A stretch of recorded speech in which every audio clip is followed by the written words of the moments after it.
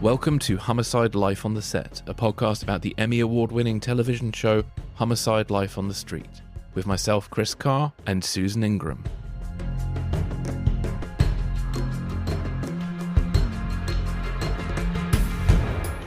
We are joined by author and journalist David Simon, author of Homicide, A Year on the Killing Streets. David shares with us the journey of writing the book and then its later adaptation.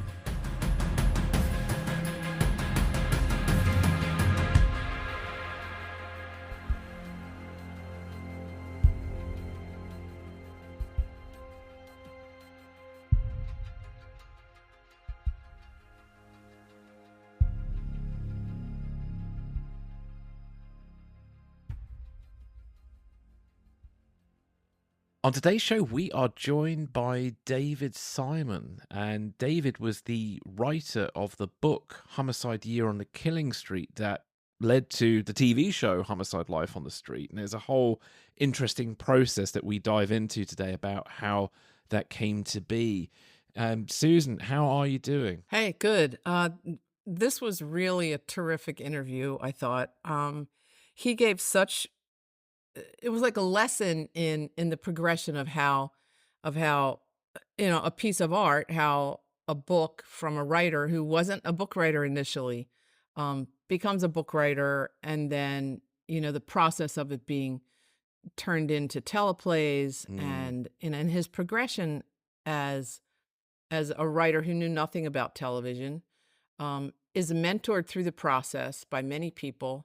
Obviously starting with Tom Fontana, and and now is this prolific, incredibly successful television writer and producer. But there was so much insight into that, starting with even how the book came about, the anecdote about how the book came about, and then the whole developmental process. I just think it was a terrific interview for anybody, but also for anybody who is thinking of making that leap from journalism, or is a journalist and wants to be a television writer. Of course, he stumbled into probably the best, one of the best, most creative, and not just creative, but open to mentoring people team that I probably exists. Yeah. Right. Yeah, indeed. No, honestly, I thought it was a really deeply fascinating interview, and I hope those listening out there feel the same. And I'm very grateful for David for taking the time to chat with us. Thanks to him, he was so candid and open and humble about the process, and grateful about the process that Homicide Life on the Street was for him. Yeah, it comes across very strongly there. Well, without further ado, let's get into the episode. And this is David Simon.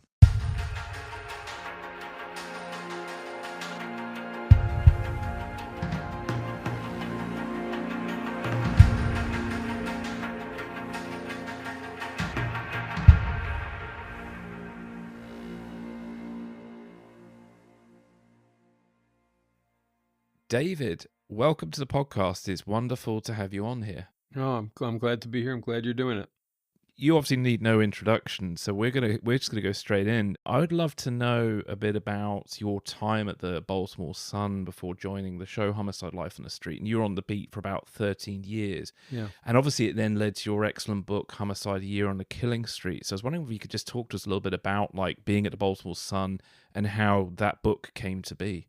I famously never got promoted. That was the joke about me at the Baltimore Sun. I came on, and one of the first things they would do as an entry-level thing with reporters was to put you on the night police beat. But you were effectively covering crime, and then you would run the districts, and you were basically reactive to whatever was happening between the hours of 4 and 12, 5 nights a week.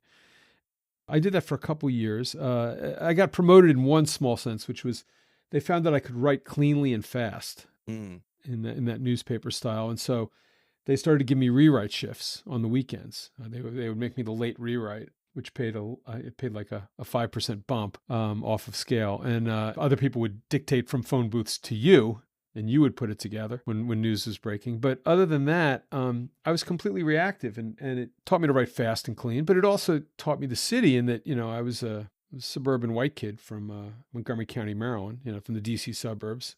Mm. And suddenly I was thrust into a city with a lot of crime, and it was a majority black city. And in some respects, it grew me up. It showed me a world that was culturally, socially, politically different than my own. Voices were different than my own, not just folks in the street and people with black and brown skin, but Irish cops, Italian cops. The world of a Western District desk sergeant was as distant from my own background as somebody living in the 1200 block of North Durham Street. Mm. So I got to learn the city in ways that many people do not, and I got to appreciate voices other than my own. Mm. Yeah. Then at some point, I never got promoted. After they give you that beat of police, after you show you can do that for a while, then they say, oh, well, now we'll send you to a county bureau for 2 years or 3 years. You'll go cover Howard County or some suburb.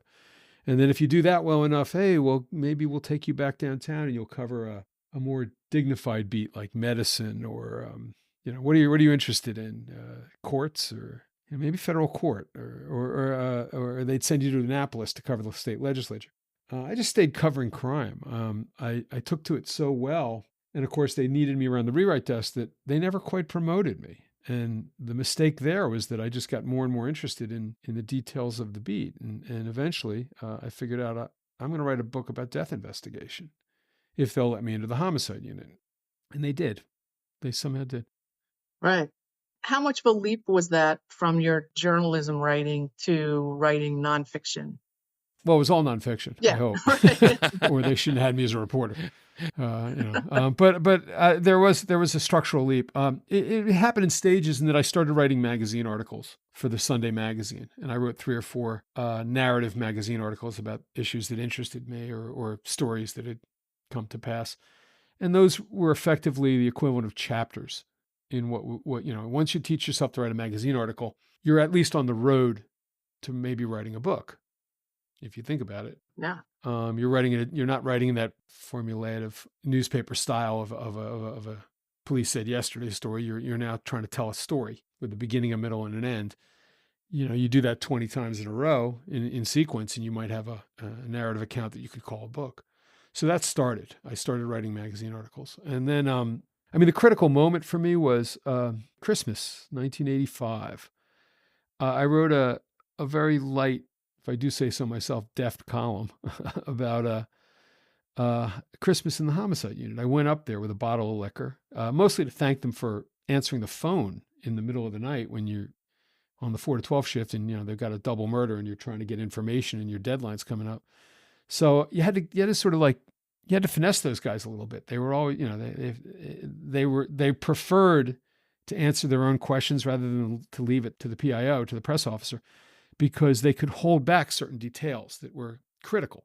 The caliber of the murder weapon, things that only the murderer would know, that if they held them, particularly on an indoor murder where, they controlled the access to the crime scene, they had more information going into an interrogation should they ever develop a suspect. So you would barter with them and you would, okay, I don't need the caliber, but where was he shot, specifically. And they would try to hold that back, but you would play these games. And so it was always a finesse dynamic with the homicide detective. So I went up this Christmas and I carried a bottle of Seagram's up there and some mixer, and we sat having drinks. And I stayed in the unit for that until the early morning hours. And they caught some minor stuff, but mostly it was a quiet Christmas. And I wrote it about Christmas in the homicide unit. You can imagine the snidely ironical about that. And it came out. It cracked them up because they didn't realize I was going to do it. I told them at the end of the night, don't be surprised if I write something up about you guys on Christmas. Then I did it. But while I was up there, a detective named Bill Lanzi, the late and wonderful Bill Lanzi, a very charming man, older detective, he said something. We were telling old stories. He said, man, if anyone ever got up here and took down the shit that we say and do, they'd have a goddamn book. Mm-hmm. And he said that. That was 85 Christmas. A little while after that, in 87, we went on strike. The newspaper went on strike. And I was pretty pissed off. The newspaper turned out to be, as we suspected, incredibly profitable at that time. And yet, to fatten us up for a Wall Street buy, the people who were there were cutting our medical, and they were trying to show diminish the power of the union and diminish the cost of the newsroom because they were fattening us up to be purchased by a newspaper corp. And we were. So I came back from the strike looking, I didn't want to give up the job. I mean, I'd been hired out of college to be a very notable newspaper in America that I would call the Sun maybe top 15 in the country in terms of a quality newspaper. But I wasn't really feeling like working for these people dead on the way I'd been doing. And so in the contract, it said, if you have a book project, if you have a special project, you can ask for, after a certain number of years, you could ask for a leave of absence. So I asked the police department if they'd let me into the homicide unit to write Bill Lanzy's book.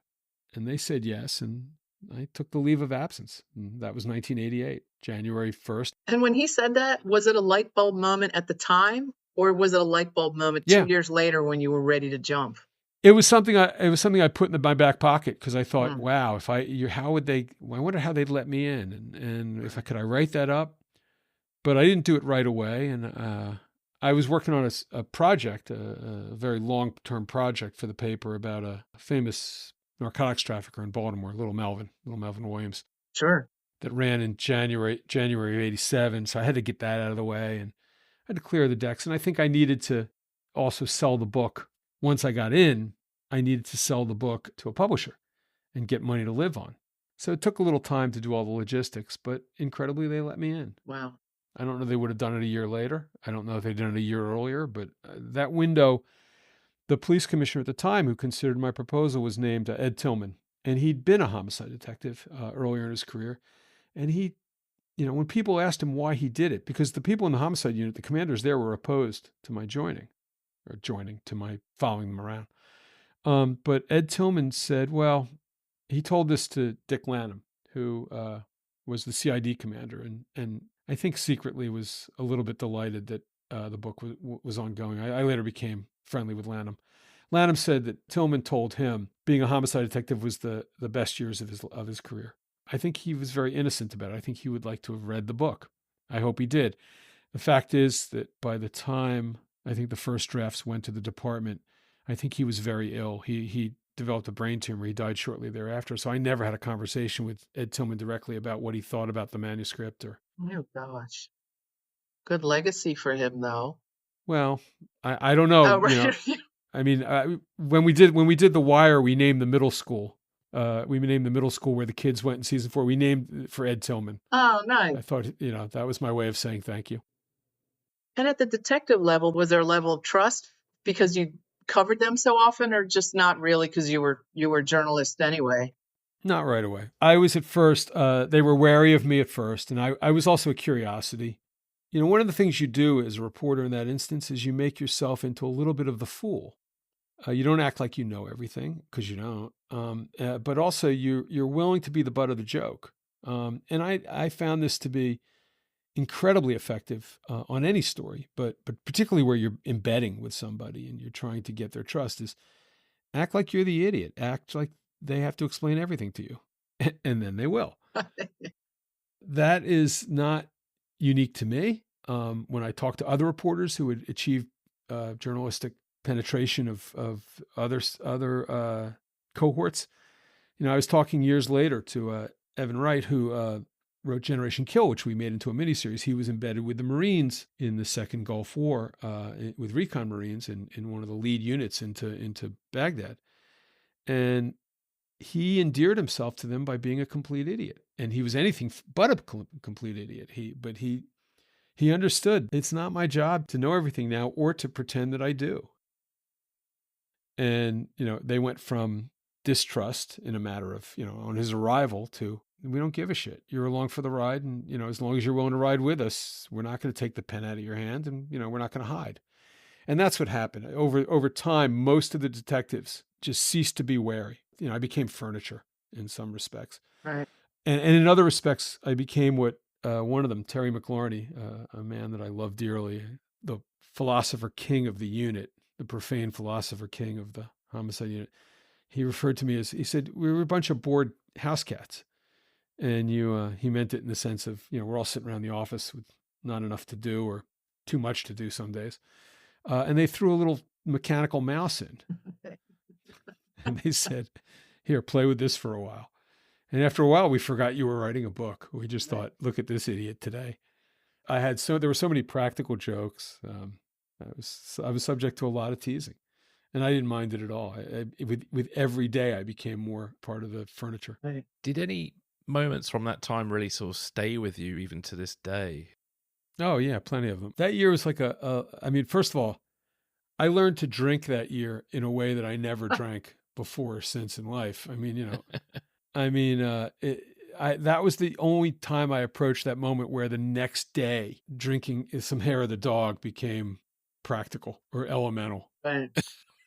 Because not only was I, it's like if I'm not following this guy around, I mean, they could all take days off, oh shit, I'm hungover. I'm not, but I would be out the next night with a different squad, and not every night, but there were a lot of nights where it was like early relief came in, it's 12:30, let's go to Kavanaugh's for an hour and a half, 2 hours.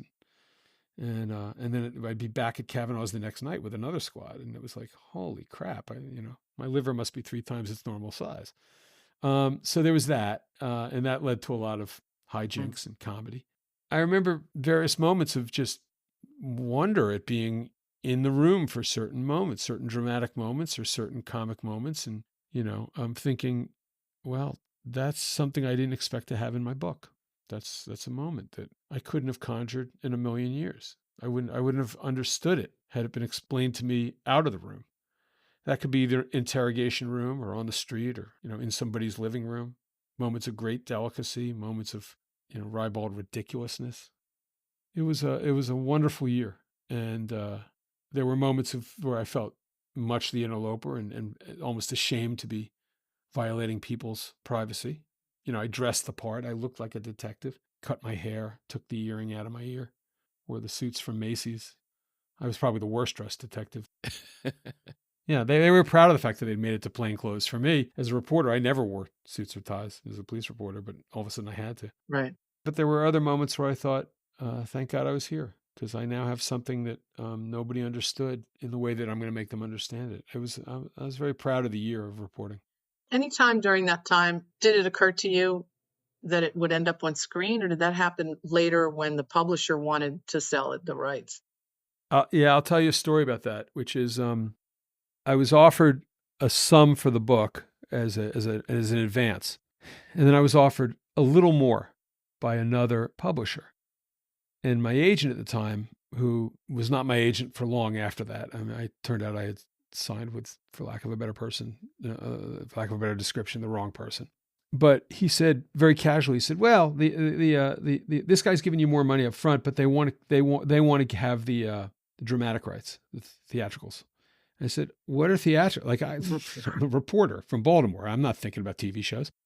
They said, "Well, if it ever becomes a movie or anything, you would still have the rights to that." Oh. And I didn't think anything of that. I was almost ready to take the additional money. Both publishers, I got on phone conversations with them, and the first one, the one who had offered more money but wanted the movie rights, told me about how he had his last couple of books. And one, I can remember they were like, "Wow, we just published this book by Bill Cosby," and I thought, "You're not talking to me about the kind of books that this is. This is a narrative. This is a year in the life. This is like one of the Tracy Kidder books, a process book. This is delicate, And he was just talking about stuff that I could sell, Right, exactly. I mean, at right. the time, and I was like, you can't sell Bill Cosby's, or whatever in 1988 or 1986. Come on. So the other guy, John Sterling, for Houghton Mifflin, got on and said, I liked your reference to Ball 4, which was a process book about baseball. It was one of the seminal books of my childhood, helped me understand journalism. He read what I wrote and he said, "Yeah, this is like one of the Kidder books," or Soul of a New Machine was the one I think I referenced in my proposal.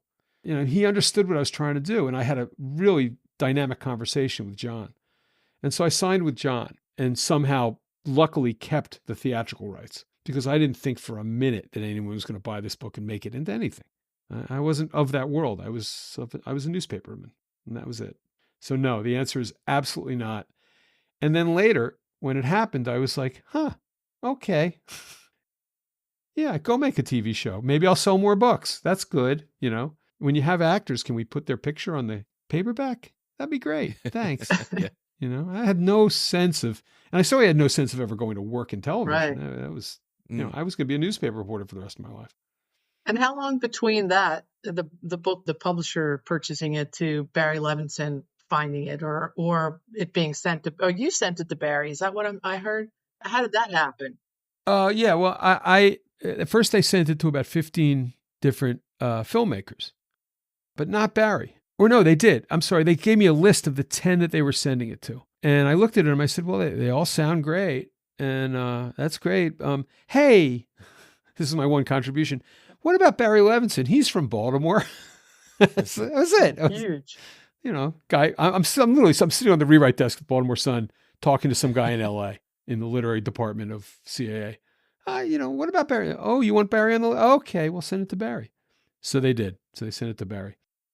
And I will tell you, there was one initial response that was pretty hilarious, which was, I was, again, sitting on the Metro desk one night. I think I was doing night police reporting. And the phone rings, and the rewrite man, Dave Etland, picks up, says, Simon, line 2. I said, who is it? He goes, I don't know. So I pick up the phone. It's Bill Friedkin. And he says, I'm Bill Friedkin. I said, Bill Friedkin? And he goes, I directed French Connection and To Live and Die in L.A. And I immediately said, Alvarez, I'm in the middle of a police round. Stop fucking with me. Because I thought it was one of my coworkers jerking my chain. Oh my God. Because they knew it, like the book was, I was trying to sell it in Hollywood. Right. I said, Alvarez, stop fucking with me. Because I thought it was him. I thought it was like, like 2 days earlier, I had been having a conversation about how it wasn't selling, how the book wasn't selling in LA. Nobody was offering. So here's Bill Friedkin. At some point he went, no, this is Bill Friedkin. And is this David Simon? Friedkin had called the newspaper in the middle of the night. Like, I'm supposed to be working. Like, how did he know I was working at 10:30 at night? I guess it was, 7:30 in LA. Because he's Bill Friedkin. He answered the phone, right? Because he's Bill Friedkin. But at some point he convinced me that he really had directed The French Connection, and he had finished reading the book.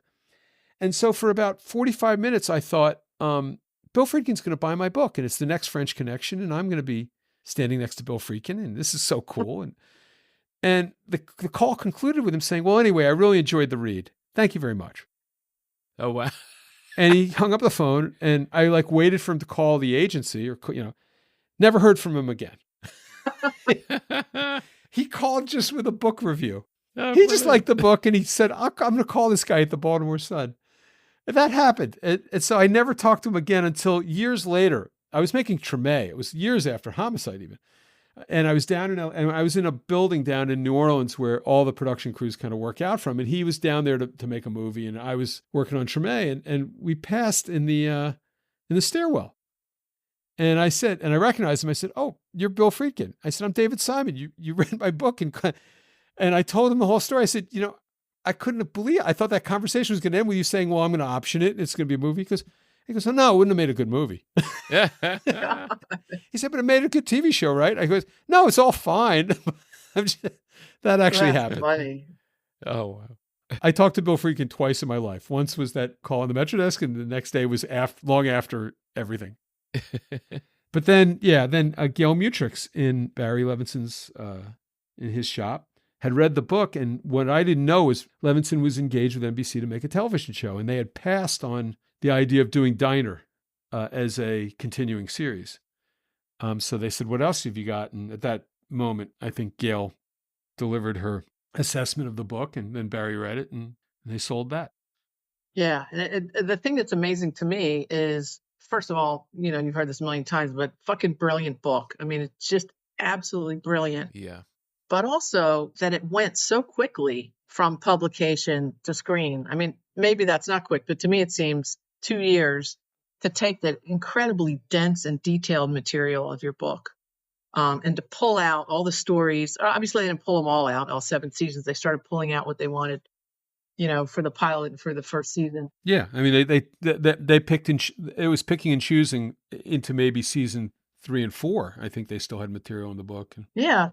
But they also created a lot of their own. And it was an amalgam of everybody's idea of what the show could or should be. And the book was only one element. I mean, all that Jesuit stuff that they gave to Pembleton, that was all Tom and Yash.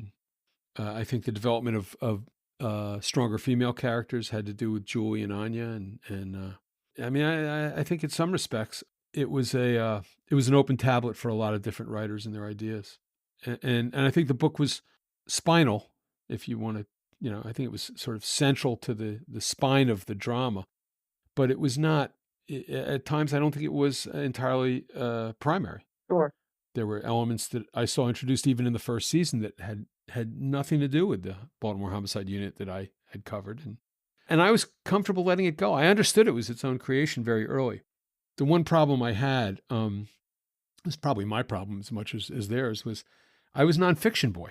I was the guy who they would send me the scripts, and I would occasionally give a note and say, it can't work that way, and they would either take the note or they wouldn't. But I think I was always an irritant early on because I was interfering with purely creative imagery that they were enjoying.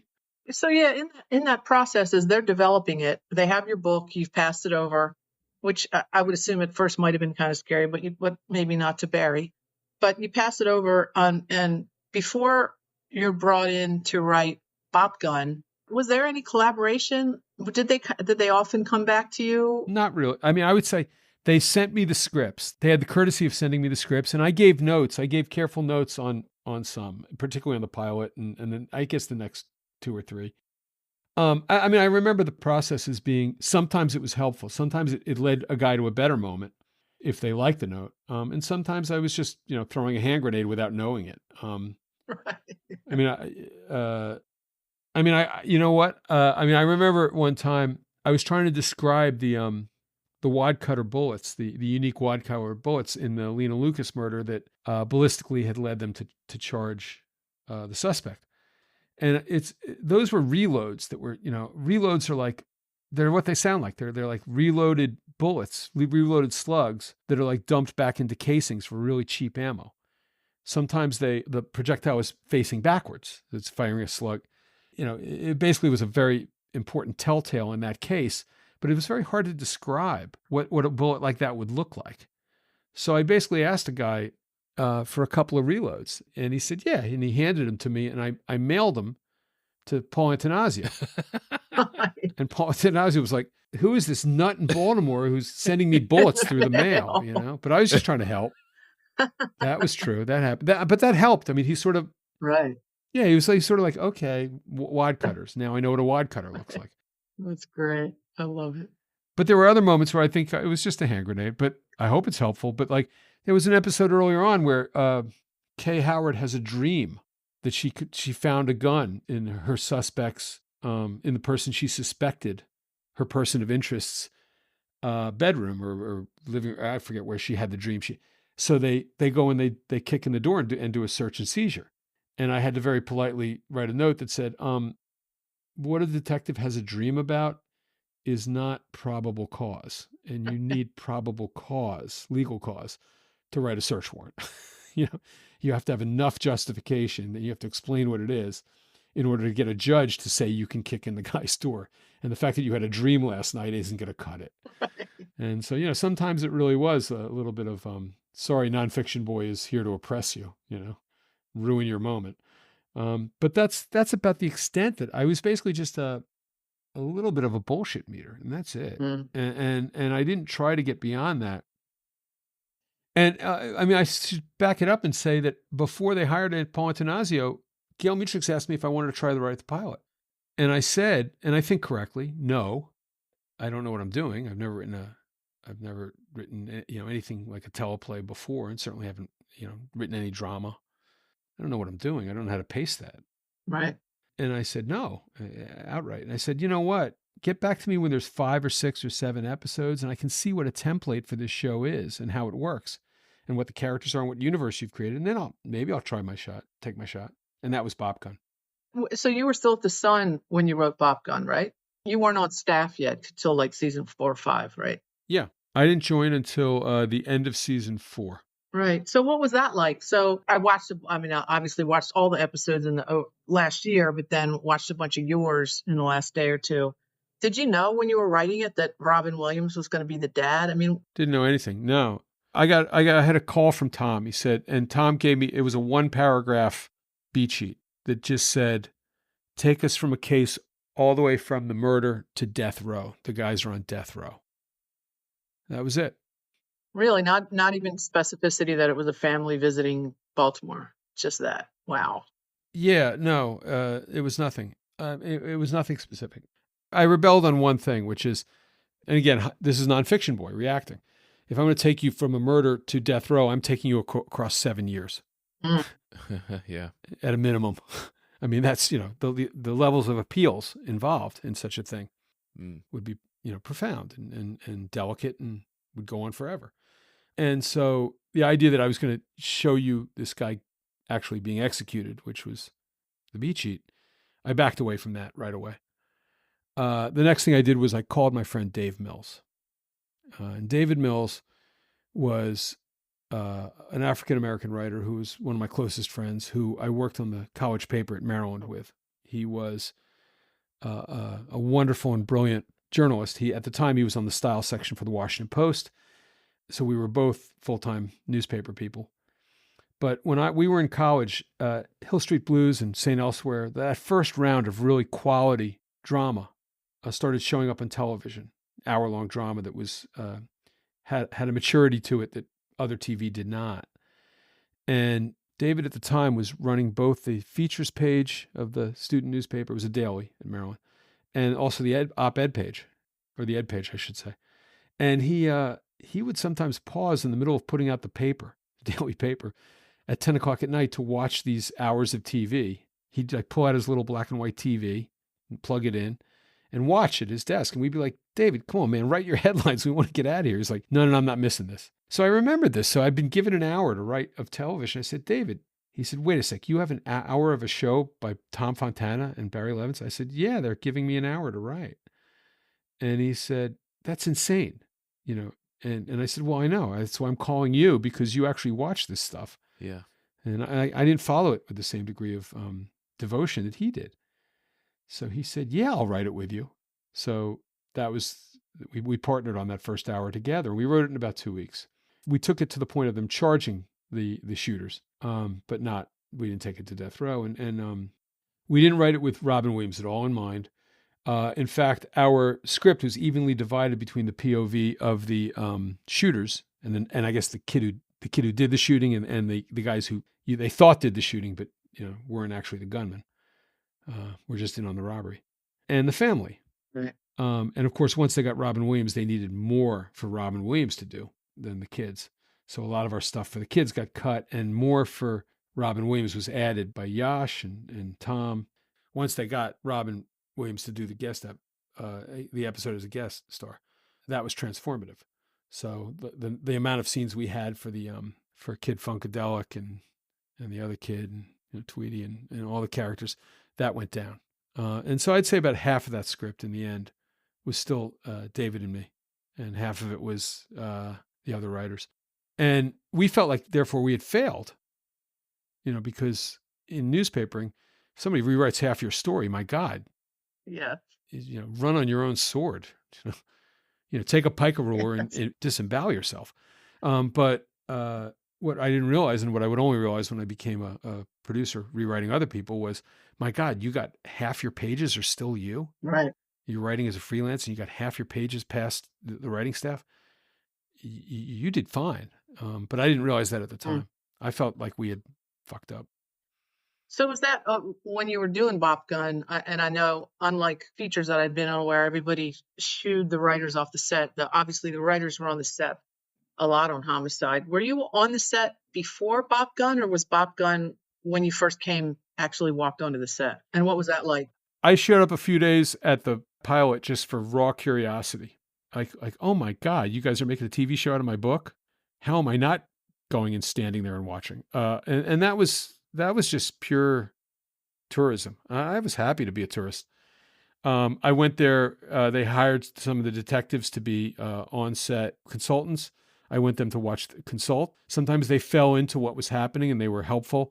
There was a famous moment where Harry Edgerton, who is the prototype for Pembleton, he watched his character order some sort of non-alcoholic nonsense drink at a bar. A glass of milk. Was it milk? Yeah. And he said, cut. He actually, like, Levinson was directing. It was the pilot, wasn't it? I think it was because I wasn't on the first season, so I didn't see that interaction. Yeah, I think that's the pilot. I mean, you'd have to check it, but I think it was the pilot. Harry Edgerton actually said cut. He was like, he saw it happening. He said, no, cut. I would never That's drink. great. Like, he was just like, he was so invested that it was like, no, cut. It was like, you said Barry Levinson was directing and you yelled cut. That was legend. He made himself legend at that moment. But yeah, you know, Gary Diodario, who had been the shift lieutenant, Yeah. and sort of understood the process of command internally, as he would as a shift lieutenant. He was the guy who became the permanent consultant on the show. Yeah, tech advisor, and then bumped up to be the SWAT. He was the SWAT team commander. leader. Yeah, they made him Yeah, SWAT it was commander. great. He was terrific. Gary's a gracious man, a wonderful, a really gracious, smart, charming man. You know, we used him as an actor in The Wire, and because The Wire did not curry the same favor with our mayor as Homicide did, after he appeared in episodes singularly, we cast him as a grand jury prosecutor, and it was a totally neutral scene. We would not have made Gary criticize the mayor. We wouldn't put him in it was a different show. We were criticizing the drug war, so we were going to be more at odds with the establishment than Homicide. But we didn't put Gary in the position of issuing jeremiads against the existing administration or anything like that. But the mayor at the time, O'Malley, saw him on camera. And Gary at that point was a major and he was a district commander, and he served at the pleasure of the police commissioner. And they fired him. Oh, man. They fired. It was an incredibly shocking thing. It was very, very petty. Yeah. But yeah, he was compelled to. He retired. He had time and he retired.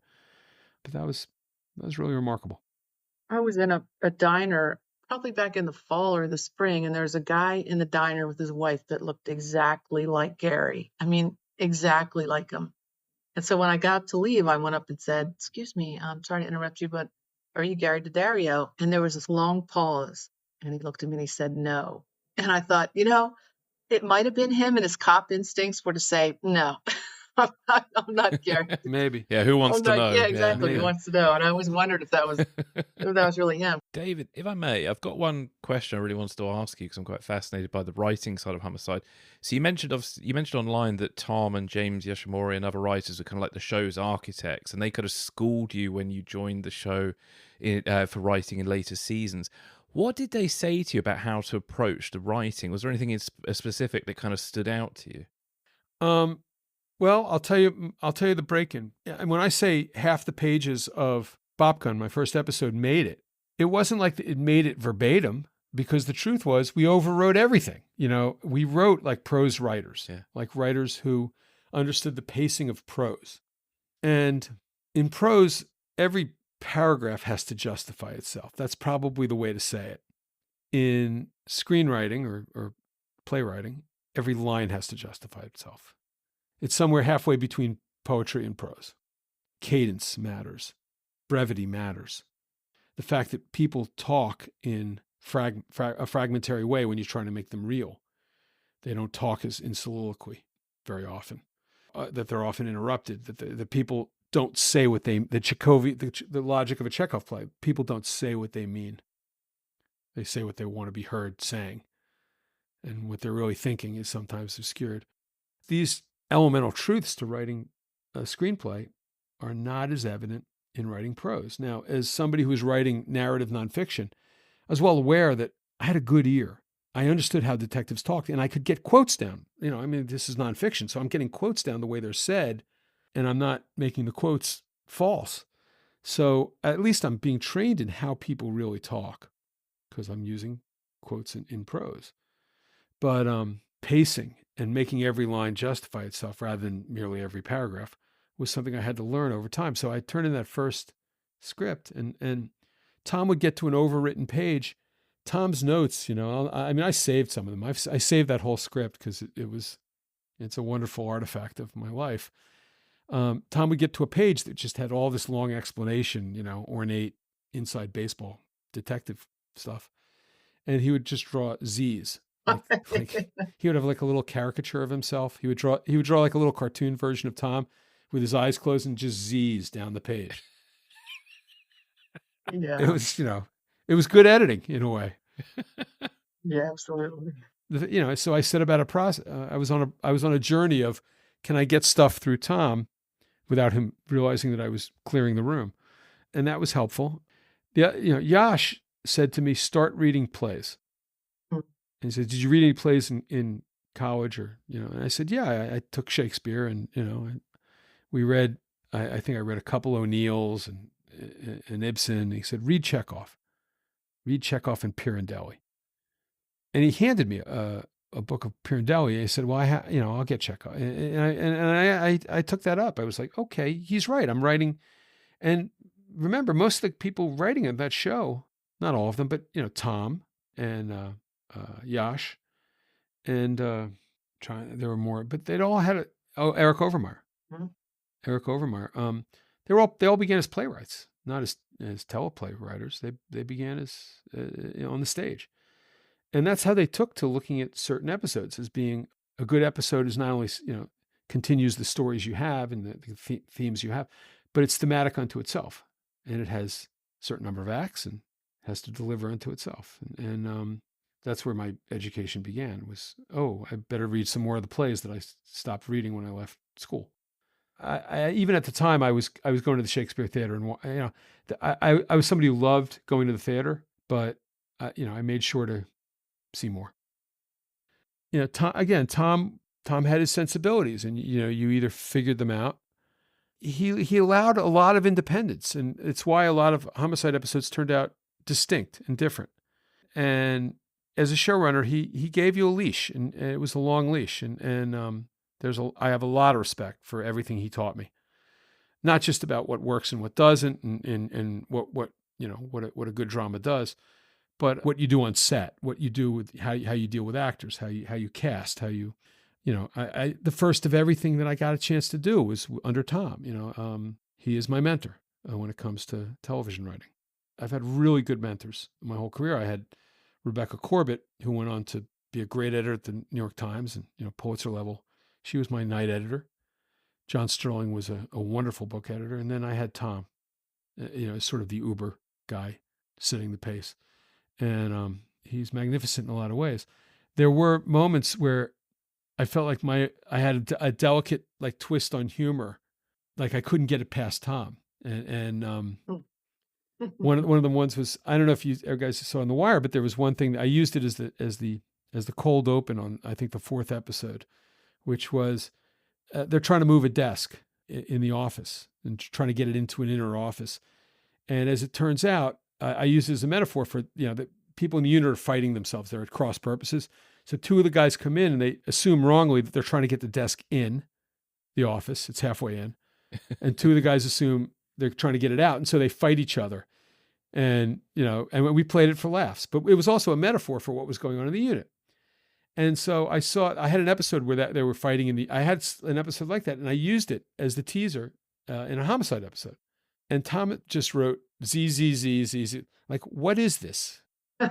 I started to write a memo explaining it as metaphor, and then I realized, look, you lost him. You had your chance. You lost Tom. So years later, Right.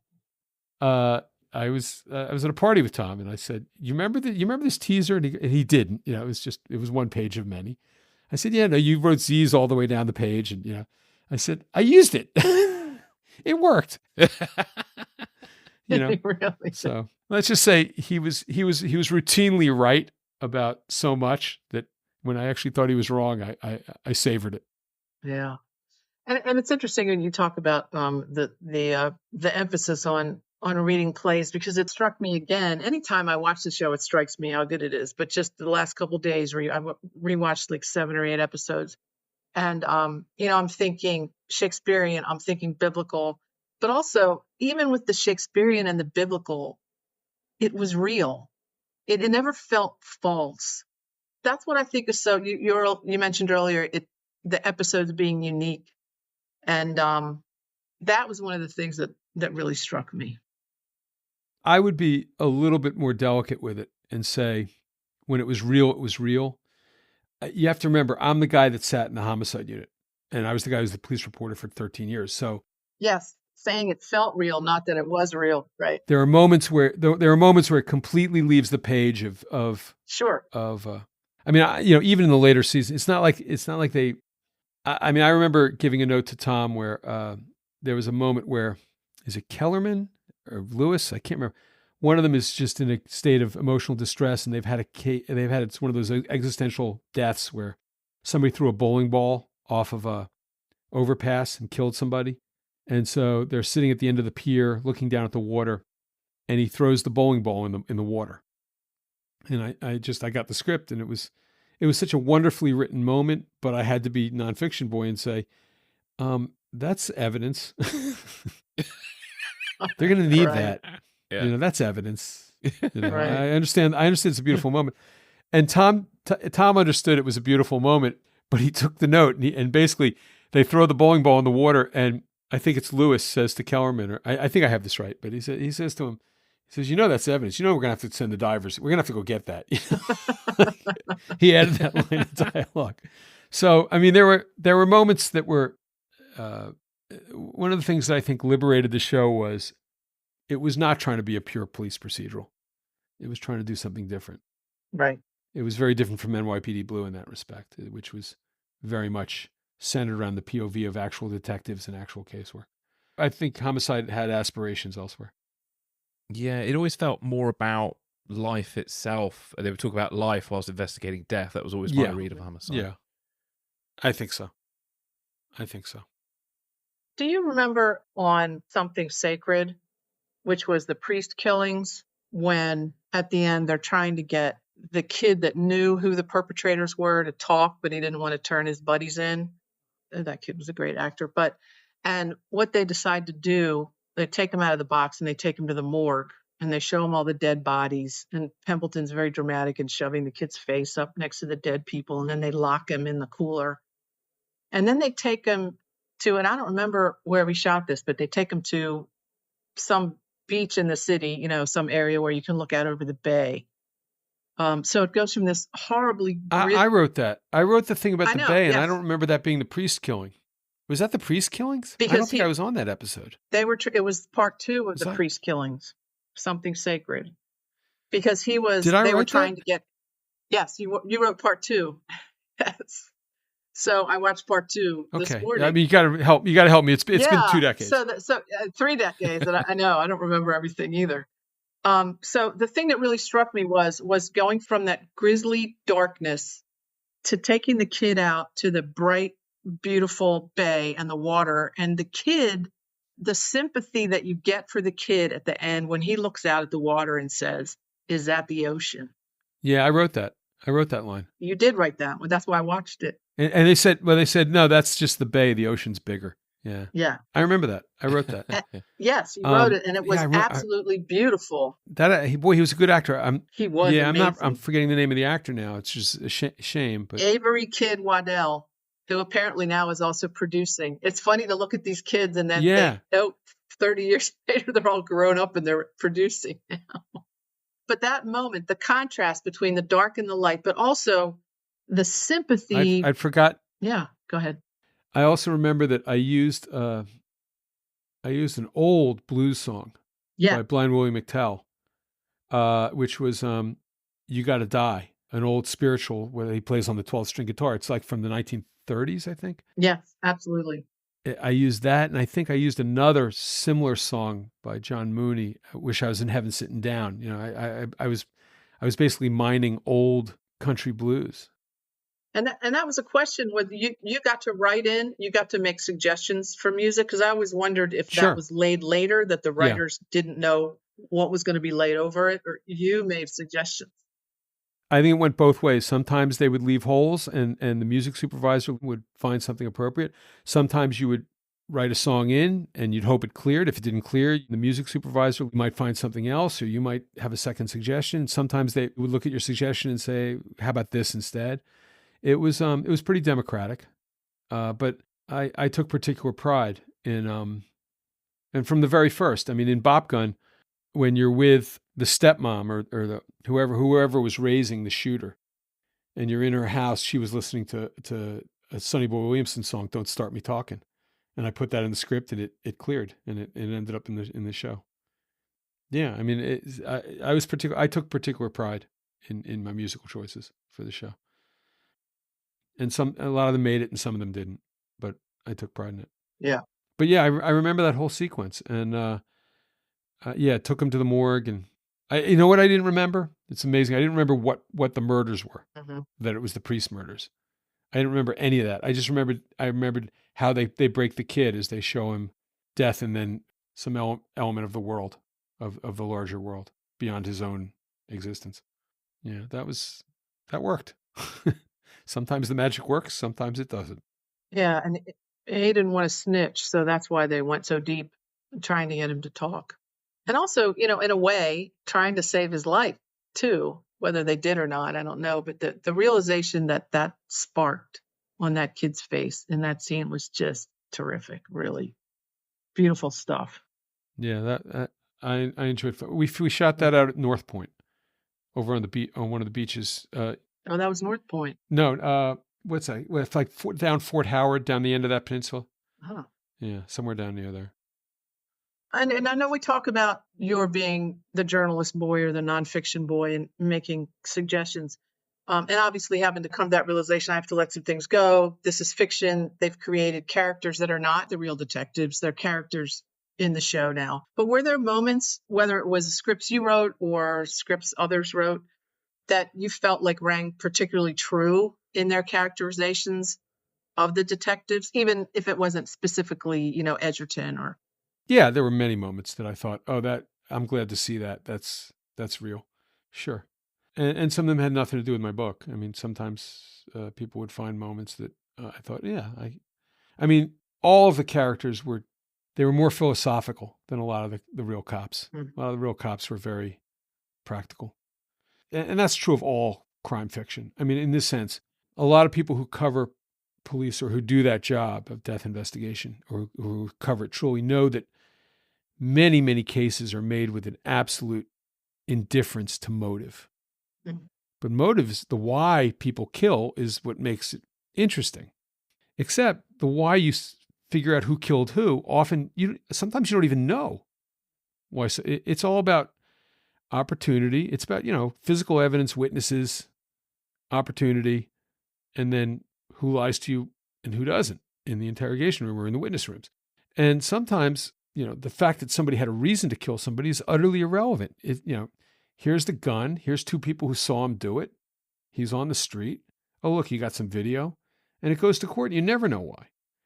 And so, the great lie of detective fiction, of crime fiction, is the detective has to find out why this person was killed. Or comes to the crime scene and lifts up the blanket and looks at the young, vibrant, now dead, beautiful victim who shouldn't be dead and says, oh, my God, what a waste, what a tragedy. First of all, there's no blanket. They don't lift it up. They walk up, they look at the body, and that's the day's work. And it's like, oh, okay, here we go. And unless it's a child or, if it's the usual, if it's the usual player, okay, where's he hit? And you delved into that on Bop Gun when Kay Howard, Melissa Leo's character, she chases the why down to the end. And even when he tells her what happened, it's empty. Exactly. The why still exists. It didn't answer the question. Right. He doesn't know why he pulled the trigger. And she can't explain why it was him and whether or not the irony of that was if it had been Kid Funkadelic, the guy who was the sort of the more of a grown up, the more professional, he wouldn't have gotten flustered. Right. As the robbery didn't go exactly according to Hoyle. He would have probably not shot the gun. Right. And he says, I've done 300 stick-ups and I've never pulled the trigger. Right. Yeah. I mean, it was, it makes sense, except it doesn't make sense for you want it to be you want a moral equation, and it was denied. There is no moral equation. It's just a gun. It's just a kid at a gun.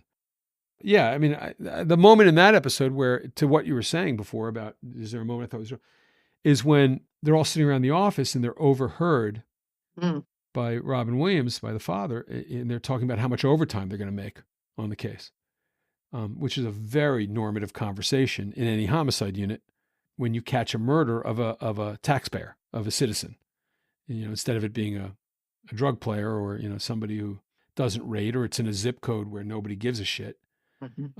You catch a tourist right by the new stadium, and suddenly that murder matters, and not only matters to the civic order, matters racially and economically, but it also matters in terms of how much the department is going to let you run with the case and earn overtime.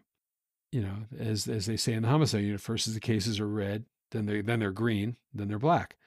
And so being able to play that conversation that I had heard 100 times on television, where I'd never heard it before on network television, was a great delight to me. It was like, I knew if you were a homicide detective anywhere in the country and you heard Bo Felton talk shit about how much overtime he was going to make on a case, you were like, oh, somebody knows how we do. Right. I knew that was going to sell to anybody who knew the reality of it.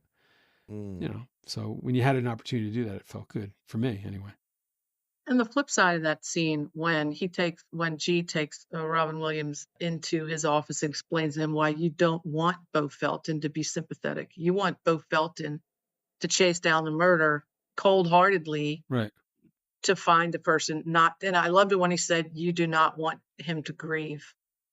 Was that a conversation you also had heard, or was that something that came of explaining it in the show? No, I actually never heard anyone have to explain it. I just understood it from having been in the unit a year. Nobody actually was that philosophical about it, but I totally understood this. I understood it because one of the detectives who was, I don't want to say he's a racist, but he was certainly one of the least racially advanced of the detectives. He had the least regard for the sociocultural differences between his existence and most of the people he was policing and most of the victims he caught. I mean, I don't think he caught a white victim that whole year. And he nonetheless was utterly intent on giving every single case his absolute best and solving every single case and avenging the murder on a professional basis. He probably had the least amount of empathy for the people lying there dead, but I watched him walk into every household and talk to every family and relative and deal with each case. And if you were lying there dead in West Baltimore and, you weren't a particularly important case to the civic firmament of Baltimore, you were just some black 22-year-old lying there on the sidewalk with a detective looking down on you, you'd want that guy looking down on you, and maybe not somebody else who was more racially or socially enlightened. One thing didn't have anything to do with the other. Just like, it wasn't like he was setting the universe right or avenging anybody he particularly cared about. Those emotions were not what was guiding him. Was, hey, you killed somebody. I caught the case. It's between you and me, asshole. I'm going to catch you. Mm. It was just professional, and I think he would be, if I did probe him on it. I mean, in his own way, he had candor about that. So yeah, that was de-explaining something that I had internalized from watching these detectives for a year and watching all their cases go to court. But I was writing it out of my own head. I never heard a detective have to. They'd be explaining something they all knew, to each other, and that that of course it wouldn't have happened. Right. Why do you think the show has remained relevant and sort of retained interest 30 years later? Because obviously there's been a lot of debate about why it's not streaming. And I feel like this show is so relevant to now. I was watching Shades of Grey just yesterday, and it felt like it could have been made after the the murder of George Floyd in 2020. Yeah. Oh, I mean, I think it's trapped by all the music. Mm. Okay. In fact, I know it is, because I know that Gail has had conversations with NBC, and NBC, I think it's NBC and whoever's got the overseas rights. Is it Fremantle? I'm not sure. You'd have to check. But they're trying to free up the music. The problem is it was made prior to streaming becoming the paradigm, and they didn't negotiate the music rights for the future of where it was going with streaming. They negotiated it for VHS and ultimately for DVDs, which followed. The idea of individualized delivery. But streaming, you had to have asked for, future technologies, and I don't think they did. And I know this because my first piece for HBO, The Corner, I think the contract work is similar. And that's why you can't find The Corner on the streaming channels. Because I think the music, we used music throughout The Corner and it's tied up there. And the thing about Homicide is the music was carefully cut in. It was beautifully edited in. And you can't just sub in something generic. Oh, God, no. And have it work. I mean, you can, but it'll be shit. It'll be shit. And so I think ultimately that's the problem they're going to have to solve. But if you didn't if it's not streaming anywhere, why would it stay relevant? People are not putting VHS tapes or DVDs into the machines the way they once did. But it is relevant. When you watch it, it is relevant. And would you chalk that up to the writing or the fact, like when we asked that Tom laughed and said, because nothing's changed in 30 years. But it feels as if it could be on the air now and not, except for maybe a hairdo or a cell phone that's not there. It feels very current, Yeah, certainly it was ahead of its time in terms of launching itself into a multicultural, multiracial world. Tom once pointed out to me that there was a moment where 4 characters of differing ranks were all discussing a case, and they all happened to be Black. Mm-hmm. The detective was Black. I think it was Lewis. The homicide commander, Giardello, is Black. The major, Barnstable, was Black. And the deputy commissioner, I can't remember who he was at the time, is Black. And they're all sitting there talking about a case, and nobody's white, which represents, a plausible political hierarchy in a city that was at the time 60% Black. But Homicide was doing it without comment, without getting its ass in the air about, oh my God, look, we're the Black show. No, it wasn't. Right. It was the Baltimore show, and they did Baltimore demographically correct. Right. So they caught a post-racial America. Not that America's post-racial. We'll never get there, but they caught an America further along in its racial dynamic than almost anything on TV at the time. So, I mean, I look at that stuff, I think, wow, you guys are really ahead of your time. You caught that, and that's beautiful.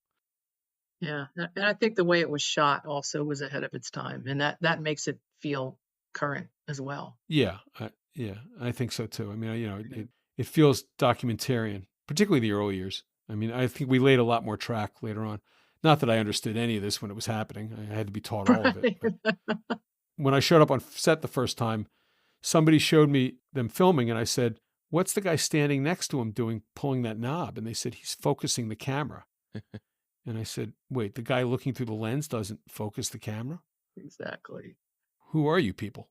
Don't you know how a camera works? Anybody off a set would not know that. And I always try to impart that. That is an amazing, ridiculous skill that doesn't exist anywhere else in the world. Yeah, it's an incredible skill. And how much is done at that time without lasers, I think. It was just... Oh, no lasers, no. Yeah, it was, I mean, if you really had to guess, if you were really in that guesswork moment on the lens, they might take out the tape measure. But generally speaking, if you're a person who is business, it was like, no, I know that's 15 feet. I know that's 18 feet. There was a lot for me to learn. I didn't go to film school, but I learned it. And it's not like I'm not ready to direct. I could direct crudely now. I could, turn the camera around, but I don't know what lens does what. Even now, you don't feel like you could direct? No, I mean, a director brings something. Really? 30 years later? I mean, I could, you need me to shoot an insert scene, or you need me to shoot like a little simple bridge scene with 2 detectives talking. I'm fine. I can, I could do that. But a director brings something to the work. Interesting.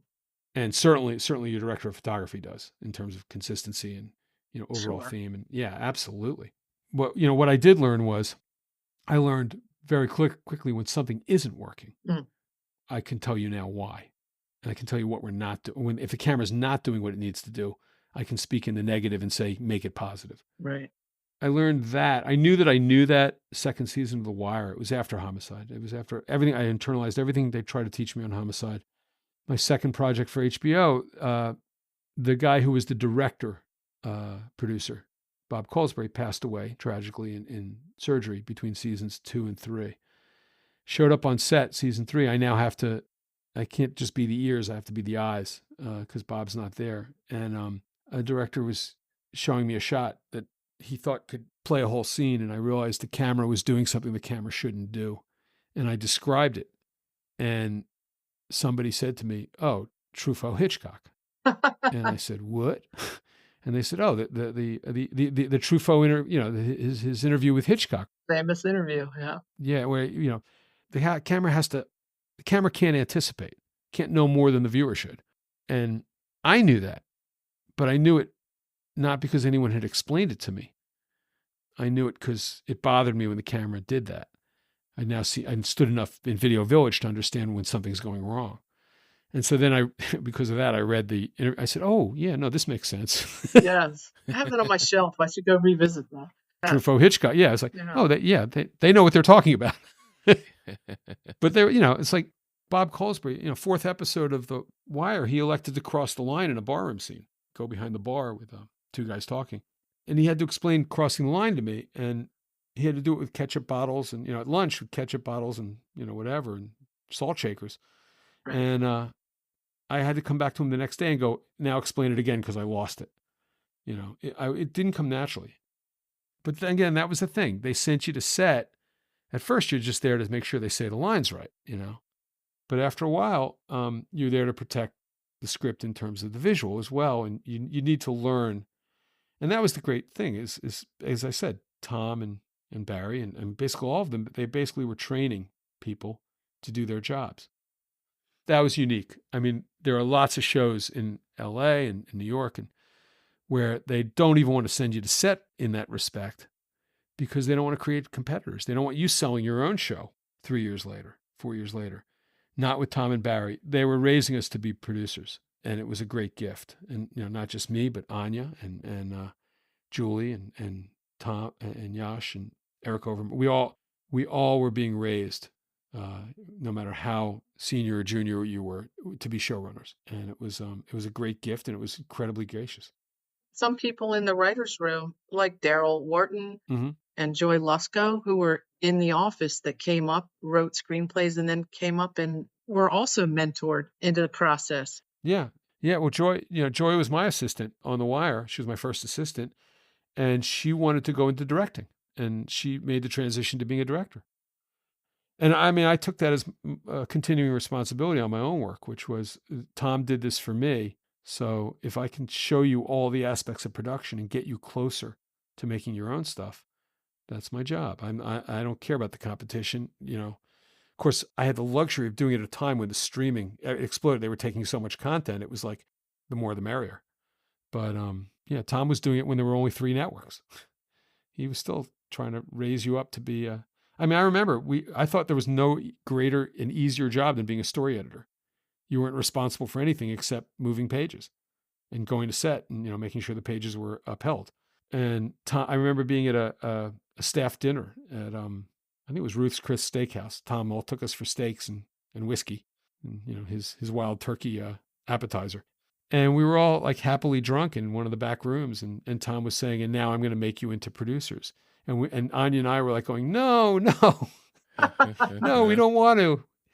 This is, we're fine. And he's like, oh no, I'm going to, you want to truly protect your writing? You must come with me. And he was acting like he was leading us into Death Valley. But in truth, he was training us to do the job. It was a great gift and very, very gracious.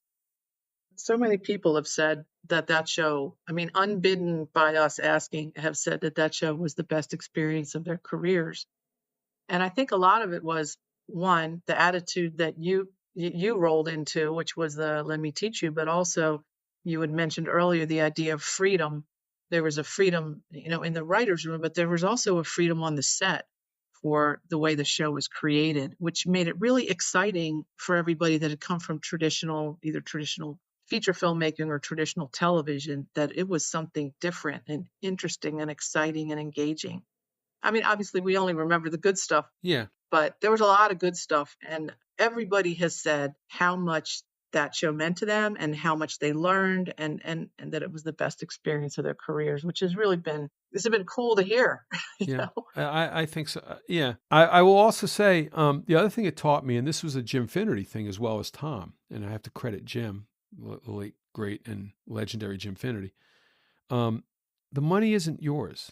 And I was surprised at how endemic overspending and going over budget was in this industry. The overages are sort of assumed on a lot of shows. Mm-hmm. and certainly in films. I mean, films are raiding the wardrobe, everyone grabbing what they want from the wardrobe drawer when a film ends because, what the hell.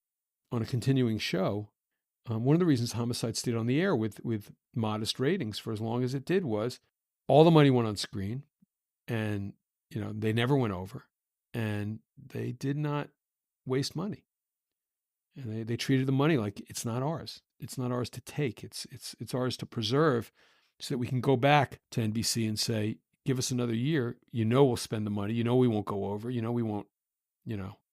And I mean, Nina Noble, who has been my partner, my producing partner since The Corner for now it's 150 some odd hours of HBO. We've never gone over. And I think the only time I've had a budget overage was, and then not to blame the European people, but it really had more to do with when they changed the money for an overseas production of Generation Kill. But other than that, we didn't lose the money on set, and it's all on the screen. It just was a matter of they didn't change it into rands, South African rands, when they should have. They delayed, and the dollars, the dollars went down, the rands went up. Right. But other than that, we've always come in under and handed the money back at the end of every season. Makes it a lot easier to keep approving shows that aren't hits, Right. And Homicide wasn't a hit when it was on the air. That was an ethic that doesn't exist everywhere in the industry. And in fact, I've found how rare it is to meet people who say they're going to make a show for so much and then make a show for so much. So speaking of those shows, is there any of your projects now, David, you want to mention, you want to talk about? Obviously, you've done a million really popular things since Homicide. Anything you want to talk about? No, I think you guys are doing Homicide, and I think Homicide deserves greater attention than it's now receiving, largely because of the streaming problem. I think if they solve that show is going to be rediscovered in a profound way. Yes, I hope so. But I don't need to pump other stuff right now. Now's the time to actually acknowledge this show broke an incredible amount of ground. One of the things that Henry Brumell, the late Henry Brumell, who was writing for the show and was also a wonderful part of it, the later seasons especially. One of the things Henry said to me was, "You're part of a great tree now." And I said, "What is that tree?" And he says, "The MTM tree." He says, we all came out of Mary Tyler Moore's production company, which had its origins in Hill Street and St. Elsewhere and LA. I mean, so many people came out of that and then started their own shows and then trained other people to make drama that can matter a little bit and could make a grown-up television. And now you're part of that tree. So go sprout some twigs. I mean, and as I said, I understood that innately, even though I wasn't a consumer of a lot of television. I understood it from having seen some episodes of both Hill Street Blues and St. Elsewhere to know, they're doing smarter things with television now, much smarter than they had been. It's not just all Mannix and Ironsides. It's grown-up stuff. Right. And I knew enough about that to call my friend David Mills at the start of my engagement with Homicide, the show, and say, "Do you want to write an episode of this with me?" Because he's the one who watched it every Wednesday and Thursday night and wouldn't miss it. Right. And he understood where this thing was going. I mean, the idea of, I remember he went in the room with me and I was meeting this guy with long hair and a bad mustache and beard. And, this is Tom Fontana. This is the guy running. And I was like, okay. He came out of the room going, "We just had a conversation with Tom fucking Fontana. Tom fucking Fontana." That was him. That was Tom. It was a hero to him. He'd be like, I remember he wanted to discuss the first time he saw like a bare ass on television, on network television. It was a guy walking in a hallway, way down deep in a hallway, who had like the open end of his hospital gown. Mm-hmm. They were walking him to back to his room. Sure. And he said, that was the first time you saw a bare ass on American television. Was that St. Elsewhere? And he's like, "Tom Fontana did that." Yeah. St. Elsewhere. Yeah. Tom Fontana did that. He was meeting a god. I was meeting a guy who was running a show based on my book, who seemed pretty smart Right. and was giving me an assignment. So funny. David was like, "I'm meeting a god." and that's, thank God I started my career with him because, I miss him. I miss David Mills a lot. Yeah. Wow. And David then went off and tried to do his own TV and had some success and he went to NYPD Blue. He worked on LA Law. He did a miniseries of his own. And then, he was working on Treme when he passed away, very sadly. But he wrote an episode late in Homicide's run that is one of my favorites. It was the one that starred Charles Durning as a retired detective. Oh, Finnegan's Wake. Yes. Comes back to solve old open case of a young child murdered in the. It's based on a real case in Baltimore, the Claire Stone case, which I sent to David, and then he wrote that character based on his own father. Really? His own father was a retired man, and it's fascinating because the character Durning we wrote as being racist and being from that earlier era of Baltimore, and being sort of fundamentally flawed in some ways. But David's character, his father was, of course, African-American and not at all. And yet David was able to, he wrote that character so lovingly, and it was his own father. And I think that case was nominated for a Humanitas Award, that episode. Yeah, it's a great episode. Mm.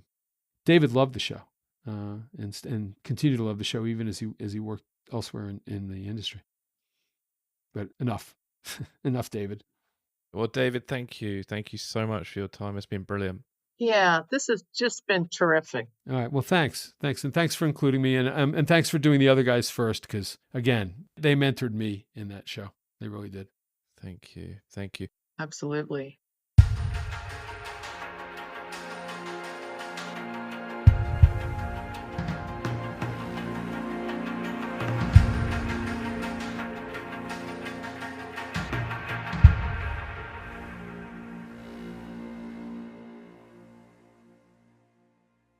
So that was David Simon, and my goodness, what an interview. I was just listening back to that, and I was really sort of blown away. I mean, for me, it comes across a little bit. I was a bit nervous, to be honest. It's he's Yes, one we of the both were, Chris. honestly, he's considered one of the sort of TV gods these days, and I was very nervous going into all of that, and I was just so glad from a technical perspective we didn't have any like problems, because I was worried the internet would wig out at some point during that interview, and thankfully it all held together perfectly. So, was there anything that you sort of took away or stayed with you from the interview? Well, I think I mentioned this in the intro a little, but I can get more specific about it now after the interview.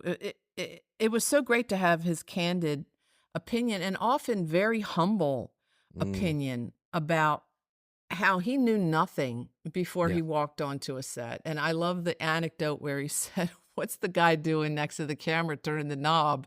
Yeah. It's like he's focusing the camera.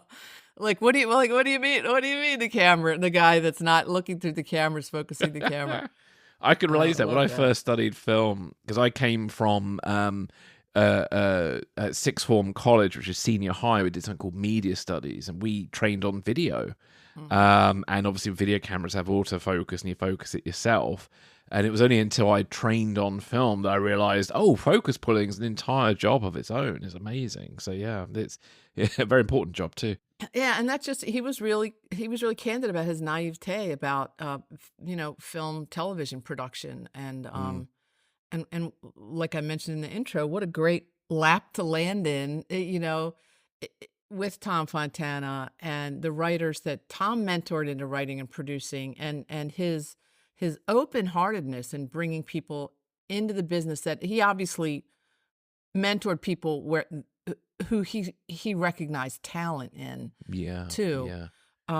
But I love that, and also the some of the anecdotes were so good. The anecdote about taking the bottle down to the homicide unit at Christmas and spending the night with those guys, and having the germ or the idea of the book pop out of his having been there and hanging out with him. I really want to find that article. I was trying to Google it and I couldn't find it just yet, but trying to hunt it down because it kind of reminded me of the beginning of Anthony Bourdain's book, Kitchen Confidential, because that started with an article that obviously struck a chord and led to a book. And obviously David had the same kind of experience, this article. His time on the Christmas at the homicide unit just sounds fascinating. So I know there was an episode in the first season about Christmas and the homicide unit. I have no idea whether there's any relation to the article or not. My memory of that episode, there are one or two silly bits in it where like a Santa falls through the ceiling or something. A yeah, Santa, exactly. A that's Santa. it. I think Yeah, I'm remembering a drunk Santa is what I'm thinking. Maybe they yeah, had picked him up and figured out how to get up into the ceiling to try to escape, and he falls through the Yeah. ciliong tiles onto whose desk was that at the time? I don't remember whose desk. I can't remember. It's been a while since I've seen Yeah. that one, but yeah. So no, it'd be interesting to try and find that article, see if there are any parallels to that episode and that article. But no, I think that'd be a one to really check out. And I also absolutely love the William Friedkin story. Oh yeah, Where he's working, Bill Friedkin. he's working the rewrite desk, and Bill Friedkin calls at 2 a.m. I mean, and then he's like, Alvarez, are you fucking with me? Get off. How long it took him to convince him he really was William Friedkin. Oh my god! And then at the end, for him to say, "Great book," and hang up. Yeah. No intention of making it into a movie, and then you could just see the wheels turning. Like what must have been in David's head, like, oh my god, like standing on the stage getting his Oscar, Yeah, right? yeah, Because he's written a Bill Friedkin movie, and then and then years later, here he is, well-known television writer and producer on Treme, and what of all weird circumstances bumps into Bill Friedkin in an elevator and recounts the story to him. And then once again, a great punchline. Oh, it wouldn't have made a good movie, but it made a good television show. It did, yeah. That's just the happenstance, that has come out in many of our interviews of how people got to places and the things that happened to them along the way, that could have very easily not happened.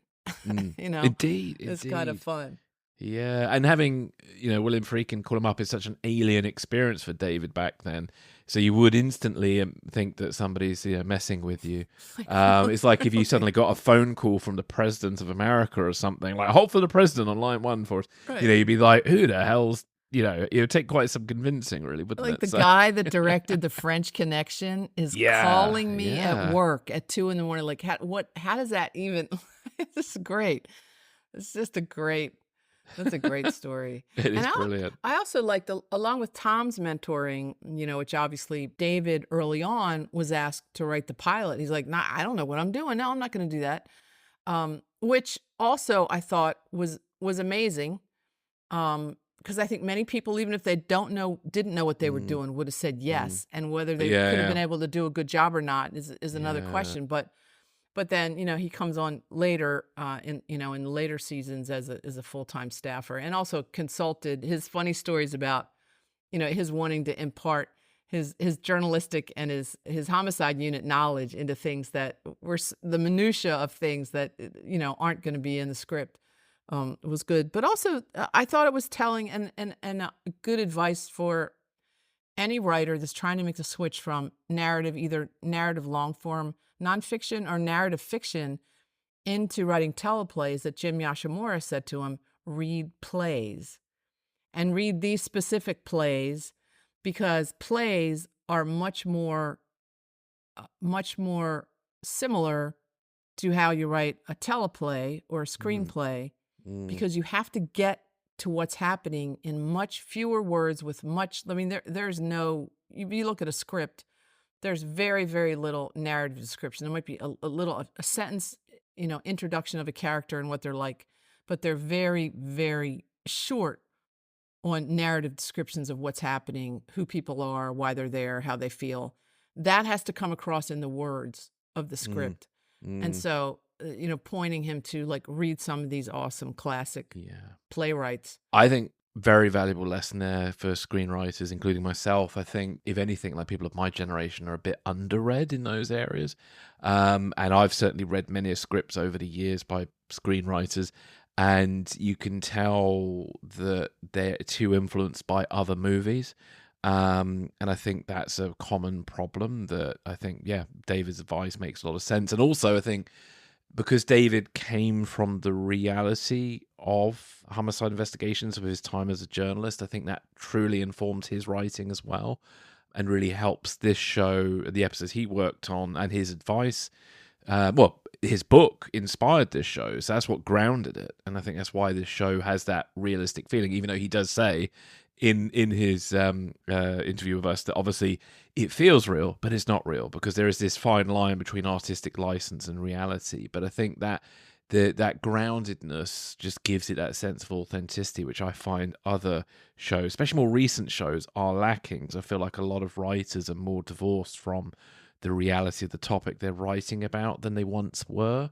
Obviously, my opinion there, but it was really great to listen to David's advice on that, because for me, I've got my own little struggles with trying to create stuff that has this sort of realistic feeling, and is sort of somewhat informed by reality, but at the same time is still a piece of entertainment and a piece of art that's supposed to mean something deeper than just the surface read. And I think that's what I loved about Homicide, is its philosophical nature. So yeah, lots of food for thought with that one. And also, you were talking earlier about the mentorship thing. David mentions the legacy of Mary Tyler Moore's company, which led to St. Elsewhere. That was interesting. I never heard anybody else, I don't think, say that. No. Maybe Tom mentioned it. I don't remember. Yeah, and I think that's truly fascinating. And and the stories we've heard about sort of Tom, he is this sort of mentor figure, and and I sort of, now Tom and I sort of seem to follow each other on Instagram, so I see what Tom's up to, and he's been working on like a short film with some what appear to be sort of like film students from a particular area and things. And Tom just comes across as a very kind of giving and kind of person who wants to. There's an expression about sending the elevator back down. I can't remember who came up with that expression, but a lot of people, when they reach the top, forget sometimes about the legacy of who's going to come next and help people. And Tom does very much come across as a person who really does help and inspire people. So it's nice to hear that. And obviously, David, very complimentary about Tom there and his sort of mentorship. And the other funny thing as well, like there was one or two little stories about where Tom would reject a lot of things David had written, like he'd put like snoring ZZ marks and things. A little cartoon of himself snoring. I love that. Yeah. And occasionally David would disagree, and eventually David got to bring in that table joke into The Wire, and it worked. And he kind of said to Tom, "Hey, this worked." Right, So I thought that was finally brilliant. used it. I used it. Yeah. Right? Yeah, that was really funny. That's So funny. I had an editor, God bless him, Baxter. Hello, Baxter. At the newspaper I was at for 13 years, and we were in the same time. It was a tiny little newspaper office, and we were in the same office together. And I would pitch him stories sometimes, and I liked to cover politics in the General Assembly. I don't know why I did, maybe because of the minutia of the bills and things. And I would pitch him a story, and he wasn't interested. He wouldn't even turn around. I would just hear him say, "Snore." I was like, okay, I guess I'm not following up on that story. So I thought that was funny when he talked about that. I also, back to what you were talking about I'll use the big word, the verisimilitude of Homicide, because it was based on the real people in the real place, witnessed by the person who then was involved in the creation of the show. And I do think sometimes, I used to watch more cop shows than I do now, but forgive me, every person out there that writes a cop show, but I do get the sense that there is a lineage of, I'm writing this show because I watched a lot of other cop shows, and I watched a lot of other cop movies that I liked, and I'm emulating that, as opposed to, and a lot of it also is how often, I mean, he knew how lucky he was that in that moment, somebody said yes to him having access. And it wasn't just access to go interview a cop or two. It was, I mean, you think about it, the access to be embedded with them for a year, and that there were some people in the command chain that were not happy about it. But how many people are able to do that, especially, I would say, even more now, because cops are under the microscope more now than they were 30 years ago. So that, that being said, there may not be many, if any, opportunities for other writers to do what he was able to do when he did it. And also for them to become so comfortable with him. And I love the story about, you play the fool, and, not like technically the fool, but like, I'm not going to go in there and act like I'm somebody special. Like I know what you're doing. Like I know anything about anything. I'm just here. And if you want to make jokes at me and make me the butt of, your community of cops, then that's what it's going to take. And that's what they would do with a greenhorn cop too, probably, right? They would have a little more reticence about, I'm sure, about a journalist being in the middle of them, because most people are about journalists in general. Yeah. But the whole dynamic of that is just, if you really break it down, is quite amazing that he had that opportunity.